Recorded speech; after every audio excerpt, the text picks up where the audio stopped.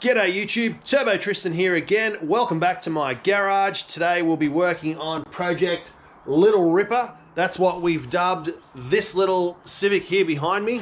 The owner really liked that name, Little Ripper, so it's stuck, so that's what we're running with. So from now on, you refer to this beast as the Little Ripper or Little Ripper.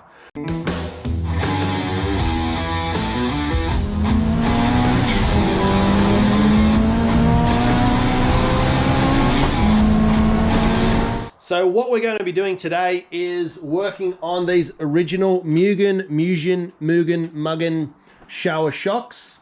The reason they're in the vise and upside down is we're going to add some Coney inserts into them. There are no available replacement rear shocks. Now I'm getting a lot of people that either don't listen or don't understand. I know that there are BC coilovers on the shelf available for this car. Two reasons why we're not putting those in is, the first one is it's illegal without engineering to run coilovers in a street car. Yeah, I know there's a million cars on the road with coilovers and, you know, for most of the time no one gives a crap. However, when you do a roadworthy, they put the car up on a hoist, they inspect everything, they take photos of everything, they make sure it's safe before they approve it for use on the road in Australia. And coilovers are just one of those things which it's an immediate fail. It's shiny, it looks nice, they see adjustability and they just go, nah. So we can't put those in. The second reason is this car is going to be enjoyed by the owner's family, wife and 2 kids, Sunday drives, weekend events, cars and coffee, you know, cruises, things like that. So it's going to be comfortable for young children and the wife. So we just want it to ride like a brand new, nice stock standard car. So we've got the front sorted, kind of. We've got brand new KYBs and brand new King Springs. For the rear, we're going to match that up with King Spring springs in the rear. But for the shocks, what I need to do is get some inserts in there. And to do that, I'm going to need to drill out the bottom of this shock just to make sure there's no fluid in there.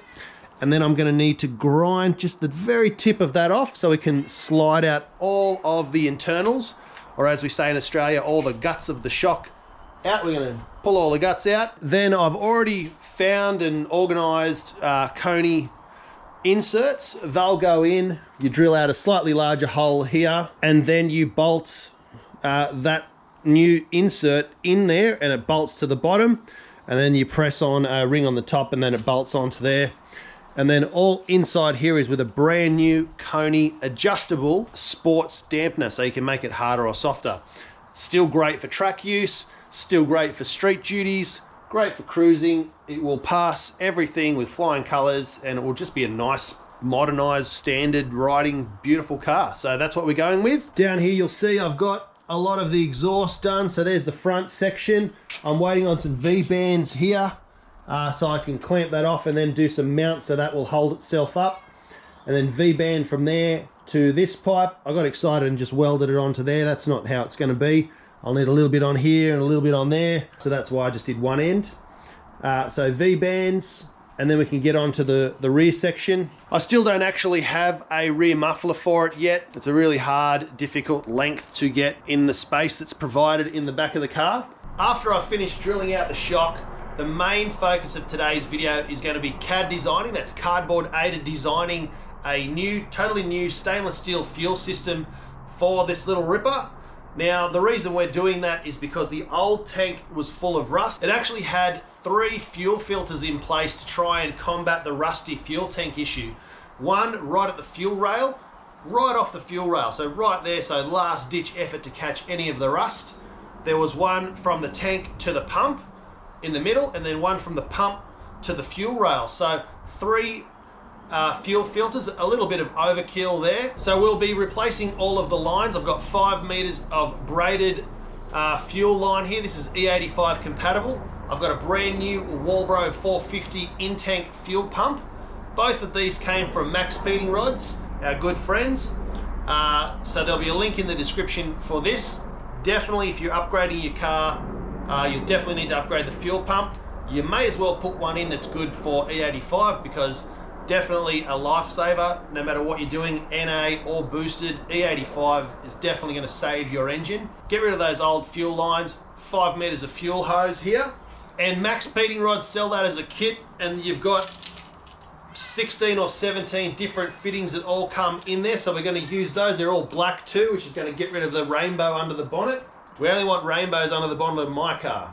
When I'm designing the fuel tank, we're going to slightly extend the capacity lower, not full drop tank style. We don't want it to look like an old Tirana or an old Camaro, depending on where you are, with a big metal drop tank.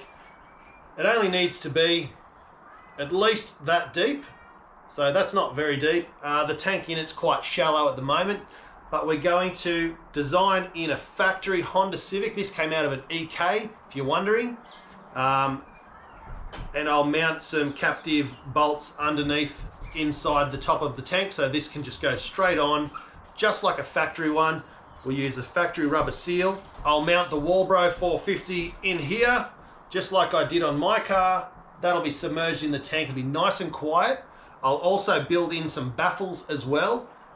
So it's going to be quite a challenge for me, and I'm also quite excited for my first from scratch fab project, so it's going to be really, really cool. The design of the fuel tank's not too complicated. There's a couple of bumps and ridges in the top which I'll have to replicate, which will be a bit fun, but we'll just make them square.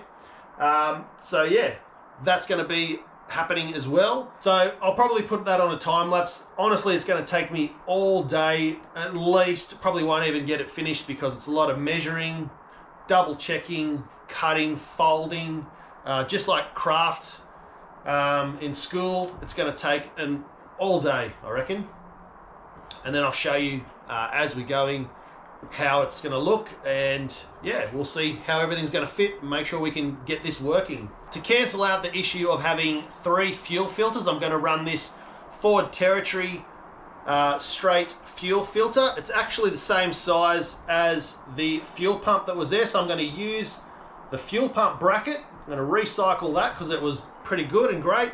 Put the fuel filter in that place, and we'll use -6 lines to run that up to the front of the car. So I think that's a win for me. I kind of fluked that. I just looked at it online. I thought, that looks like it'll fit.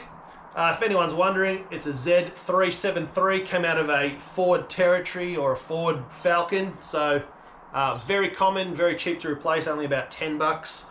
Rather than all of those anodized ones.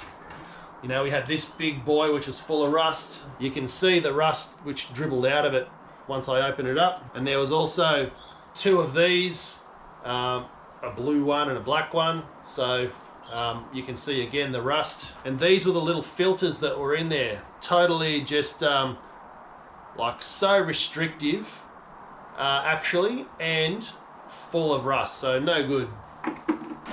So they're going in the bin. And you'll notice over here I've put a shopping bag over the top of the new wheels. The new wheels and tyres are ready to go on the car once the suspension's done. I'm covering them over so I can do a reveal later. So there's a bit of a tease. They're all ready to go. Nice chrome lip on there. So yeah, we'll see. What do you reckon? But they're a 15, going from a 14 to a 15. And they're a 7-inch wide, so it's going to fill these pumped guards nicely. Let's make a mess here first. It's going to be fun and exciting. I've never drilled open a shock before, so these ones are pretty dead. There's no pressure in them. Like, it doesn't even push itself back out. So I'm not expecting a lot of pressure out of there, but I'll go ahead and get that drilled out now. Okay, here we go. About to make a mess. Got my smallest drill bit I have. Better put on my safety glasses. Wow, they don't make them like they used to. It's going forever. Come on. Take 2, new drill bit.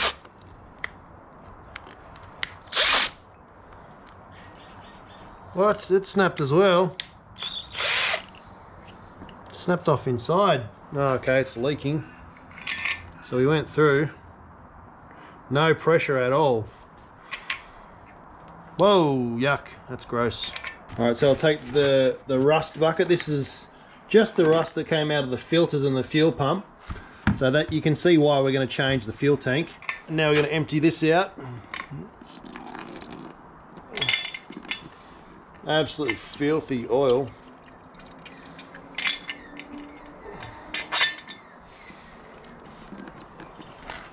Yep. Big stinky syringe.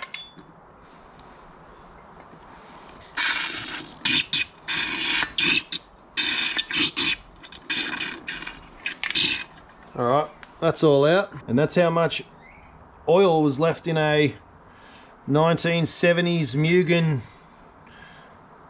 performance shock. Not much. Bugger all, actually. That's like not even 100 mils, I reckon. Pretty gross. It actually just smells like engine oil. Nothing special about that.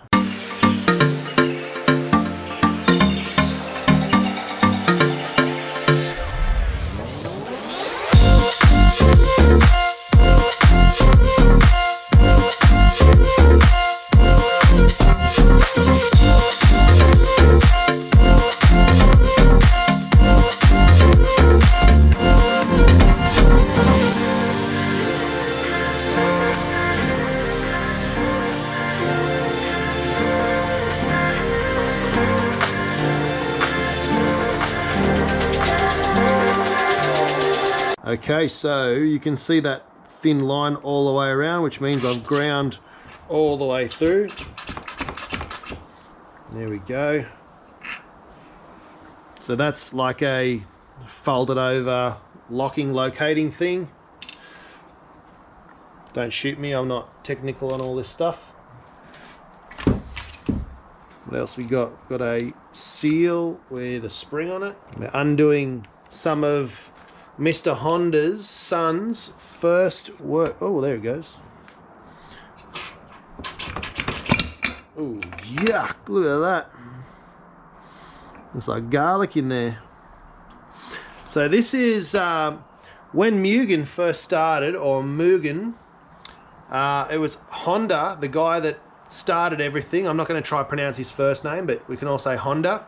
His son went off and started making performance parts for race cars and race series, and then he started selling them to the public, and this would have been one of his first ever sort of projects. Okay, so brief pause to get the bucket of smelly old oil, and we can pull this out. So there's the seal at the top, which has lasted quite a while, although there was no pressure in there. But this car and these shocks are from the 70s, so late 70s, quite a bit older than me. So there you go. So this is a little rubber, this is a little metal spring that sort of holds tension on the top of the seal.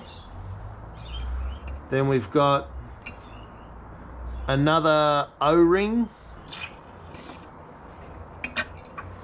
and then this is like a valve, so there's only one small hole in there to let pressure or gas or something past, I'm not sure.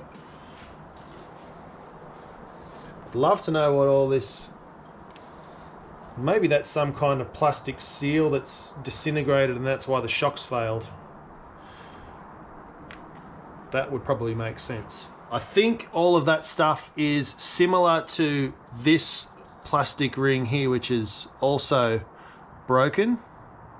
There's a nut at the bottom of that, so that's like some kind of a piston or something, and there's piston ring, just relating it to an engine because that's what I know. And then we've got more seals on the top there. Pretty fascinating stuff for me. I've never pulled one of these apart before. So that's it. That's inside a Mugen shock. Sit that there. We'll empty this out. There's a whole bunch of stuff still floating around in here. Trying not to make a mess. I don't know what this is called. This is like a valve body or a shock body or something. And there's some more little ventricles or whatever they're called. Just guessing here, guys. I don't know any of this stuff. I don't pretend that I'm a shock and suspension expert. I certainly know a lot of them, but I'm not one of them. So there's some kind of valves or something down there.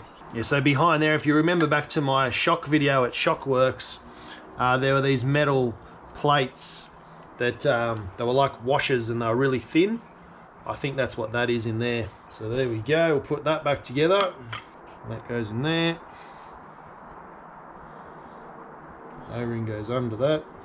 And that's how that goes back inside the shock strut. And then obviously the lid to hold it on. So the Coney insert is going to be just like this, but it'll be the whole thing. So this will all be enclosed in one unit. You take the new Coney insert, slide it in there.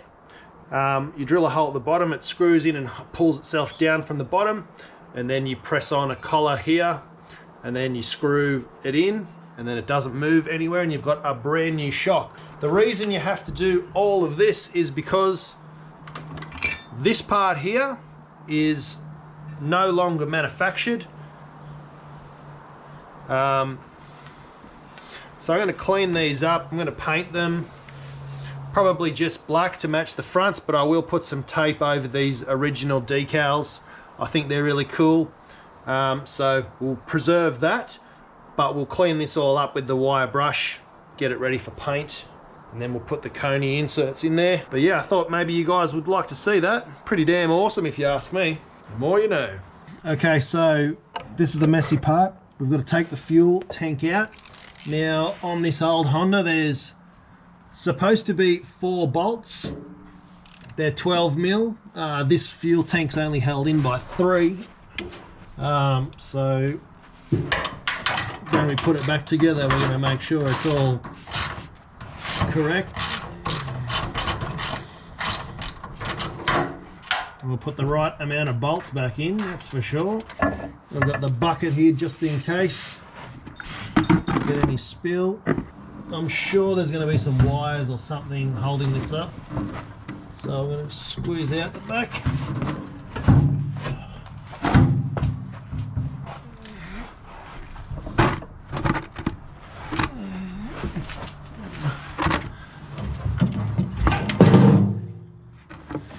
Alright, no wires of anything connected, so that's a good thing.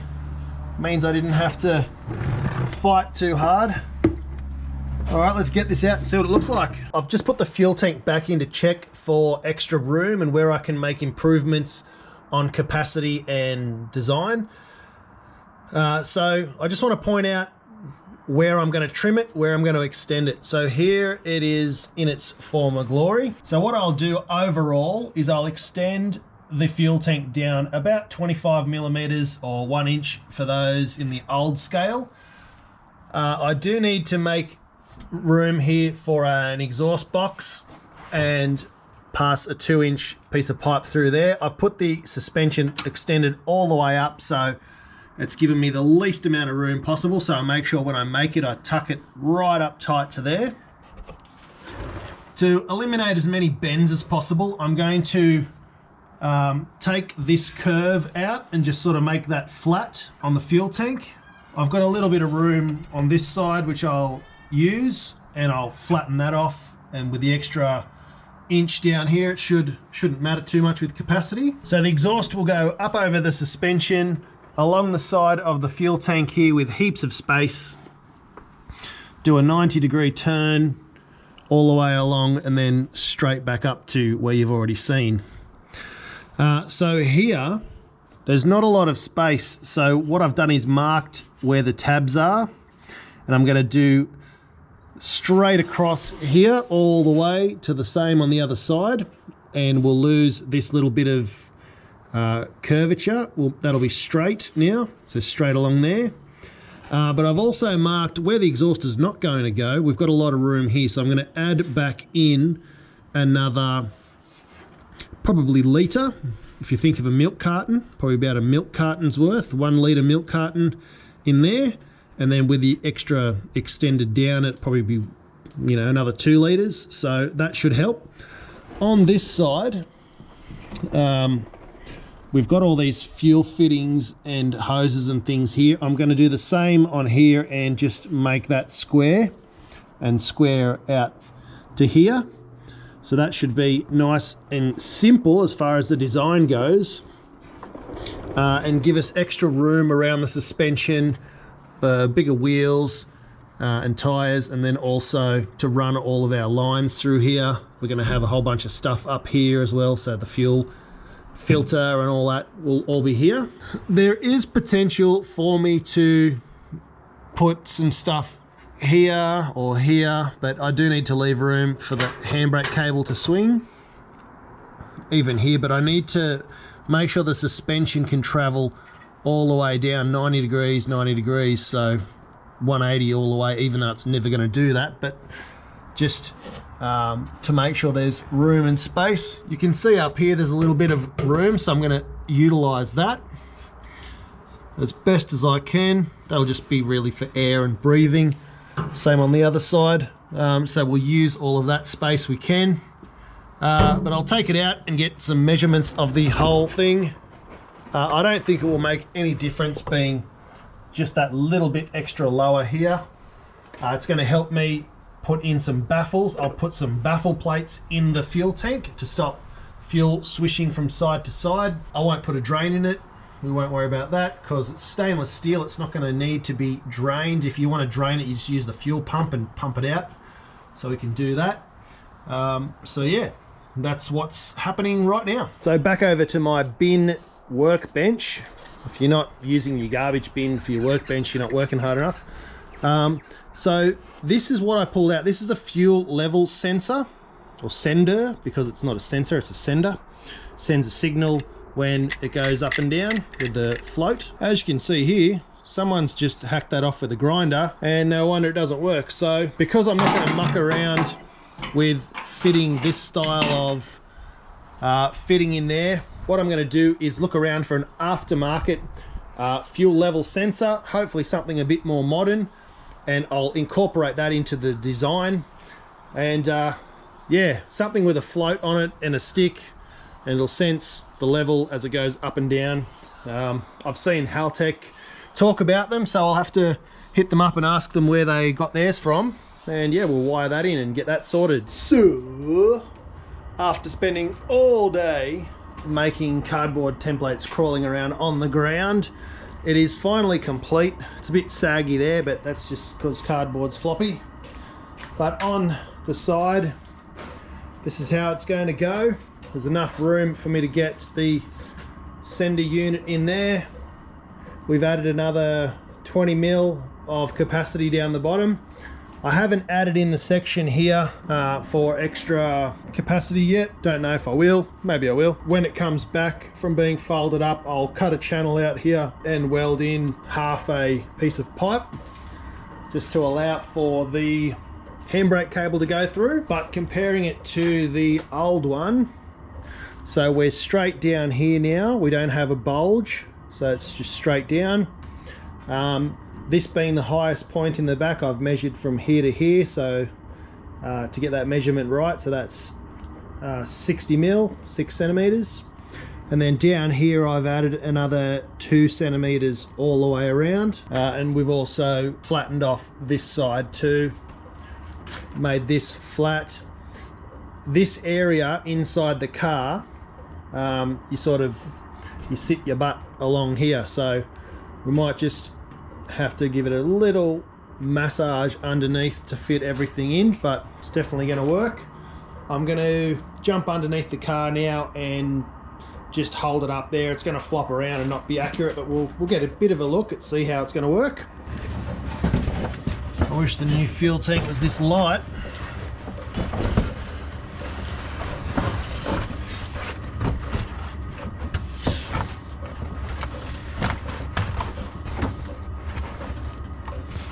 Gonna go there. Like that.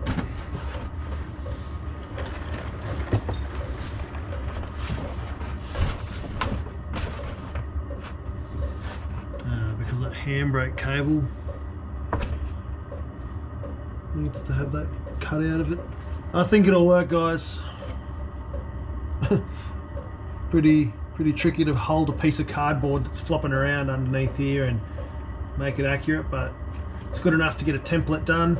Once it's in steel, I can bash it and chop it and move it and everything, and it's going to be much easier to fit up in its rightful position. Apologies, this video is going to end pretty abruptly. I don't remember where I was up to. It's been a couple of days. Heaps and heaps has been going on behind the scenes. Huge plans in the future. Things are about to get serious. We've cracked 5,000 subs. I've got so much stuff coming, you guys. Some of the projects and some of the ideas being chucked around are just, they're blowing my mind. I never thought I would get here.